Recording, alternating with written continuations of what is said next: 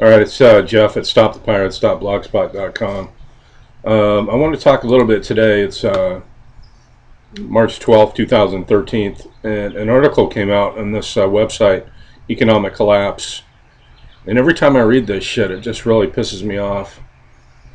And it's something that needs to be exposed immediately.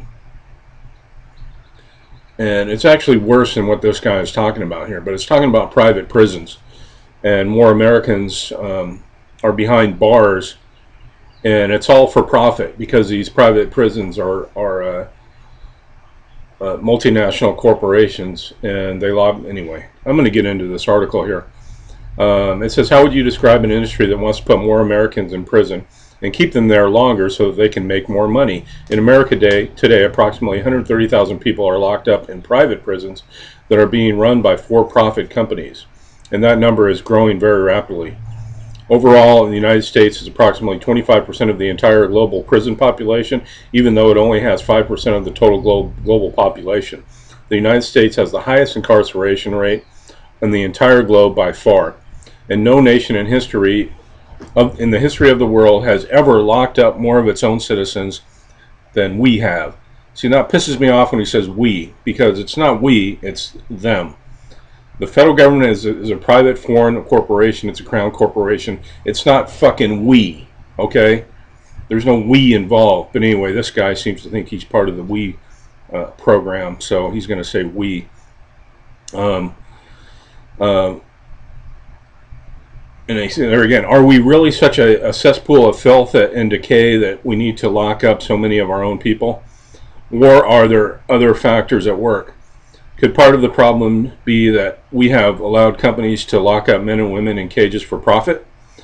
The two largest private prison companies combined to bring in close to $3 billion in revenue in 2010, and the largest private prison companies have spent tens of millions of dollars on lobbying and campaign contributions over the past decade to these criminal lawyers who sit up there and call themselves congressmen, who work for the private foreign corporation, which is really in reality the International Monetary Fund or the United Nations.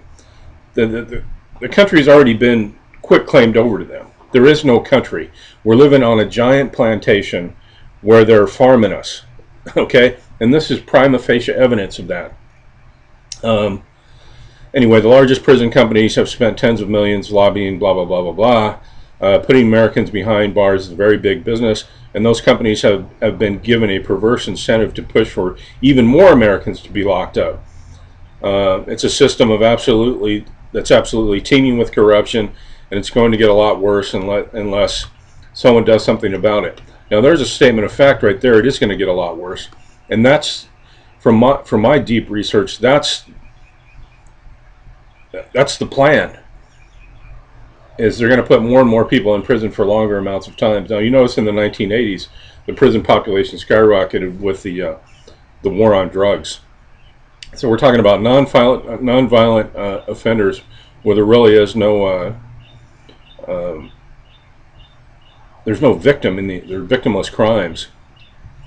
And then it goes on here. One of the keys to success in the private prison business is to get politicians to vote your way. That is why the big private prison companies spend so much money on lobbying and campaign contributions. The following is an excerpt of a report put out by the Justice Policy Institute entitled Gaming the System, How Political Strategies of Private Prison Companies Promote Ineffective Incarceration Policies.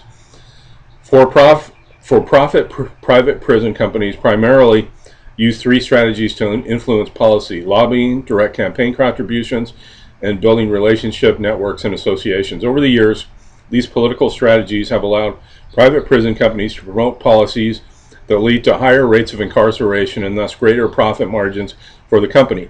In particular, private prison companies have had their influence over or helped to draft model legislation such as 3 strikes and truth in sentencing laws, both of which have driven up the incarceration rates and ultimately created more opportunities for private prison companies to bid on contracts to increase their revenues. Now, did you get that?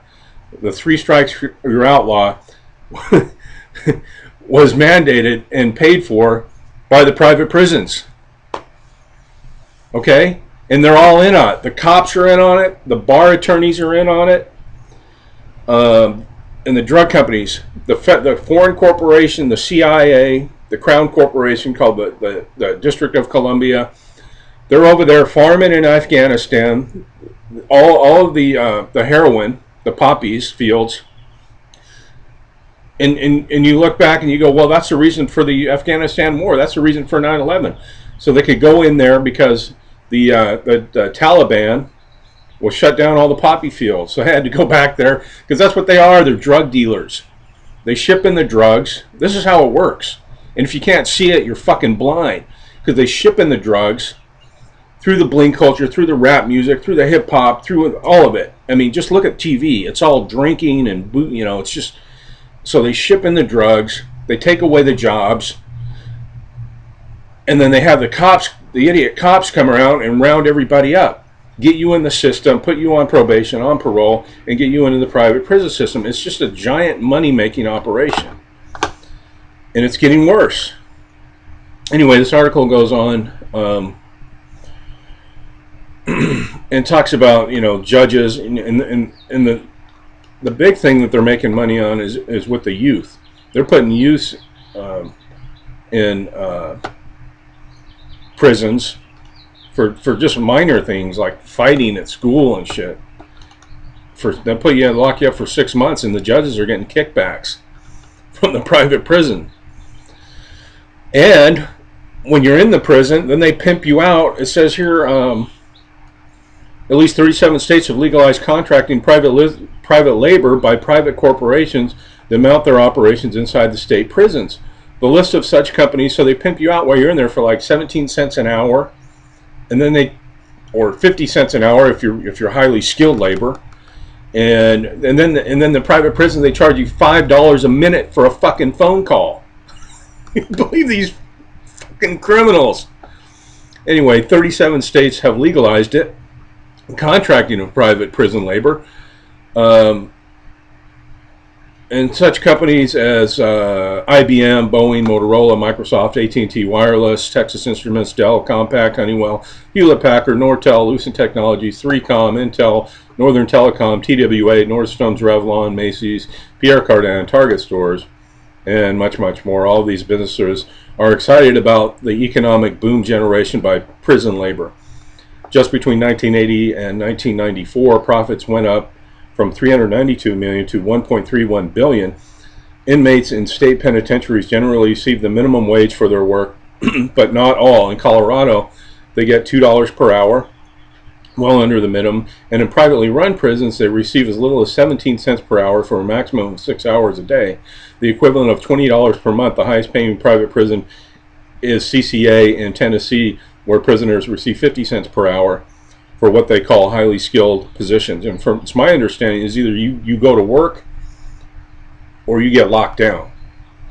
They put you in, either you go to work or you get in a 23-hour lockdown situation where you get an hour of come out of your cell a day. Nobody out, if anybody's ever been, I've just been to county jail a few times on some misdemeanor stuff, but it's horrible in there. It's horrible. And that's what makes me want to get out of this plantation, man, because it is really getting bad. And that's what the camps are going to be for.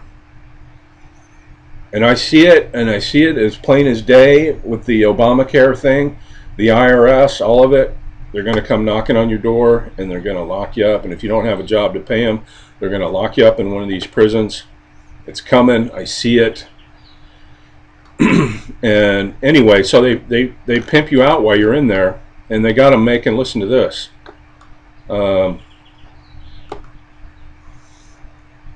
last year, CCA is the big one, Correction Corporation of America. They're listed on I believe the New York Stock Exchange. The nation's largest private prison company received $74 million of taxpayers' money to run immigration detention centers. Their largest facility in Lumpkin, Georgia, receives $200 a night for each of the 2,000 detainees it holds, and rakes in yearly profits between $35 million and $50 million. Prisoners held in the remote facility depend on the prison phones to communicate with their lawyers and loved ones. Exploiting inmates' needs. CCA charges detainees here $5 per minute to make a phone call. Yet the prison only pays inmates who work for the facility $1 a day. At that rate, you would have to work 5 days for just to talk for 1 minute. So this is what stealing the jobs of the general population. This is why, I mean, when I was 18, I had a job paying $9 an hour. And that was, over 25 years ago. And now you get a job and you're getting paid $9 an hour. Except gas is $5 a gallon, and and listen to what they make. According to Left Business Overseer, the federal prison industry produces 100% of all military helmets, ammunition belts, bulletproof vests, ID tags, shirts, pants, tents, bags, and canteens. Along with war supplies, prison workers supply 98% of the entire market for equipment assembly services, 93% of paints and paintbrushes, 92% of stove assembly, 46% of body armor, 36% of home appliances, 30% of headphones, microphones, speakers, and 21% of office furniture, airplane parts, medical supplies, and much more. Prisoners are even raising C&I dogs for blind people. But here it gets worse. And I'll tell you how it gets worse, because as a U.S. citizen, you're responsible for the national debt. And how do they collect that money for the national debt? You're the beneficiary, you're the trustee over this Sestake trust that you were set up at your birth, and they have to come to you to get it. So when you violate a code or a statute, they print out an indictment, which is basically a blank check. And if you sign the check, but you go in and you say, I'm not guilty, which means I'm not going to pay, and you don't understand the charges, which means that you're not going to stand under the charge, so you're in dishonor. So they make a default judgment and hold you in the warehouse as surety, and they print out 3 different bonds: a bid bond, a payment bond, a performance bond. And those are default judgment bonds, and those are sold on the international stock market. That's why, like in World War II, they were always selling war bonds, remember? I mean, I wasn't there, but you see the old movies, they were selling war bonds. Now they don't sell war bonds anymore to finance their foreign wars of aggression. They put us in prison, and they get us to sign the bonds. See? And those bonds are hypothecated, to the moon. And every soldier has a $10 million life insurance policy on them. We have license. We're worth more dead than alive.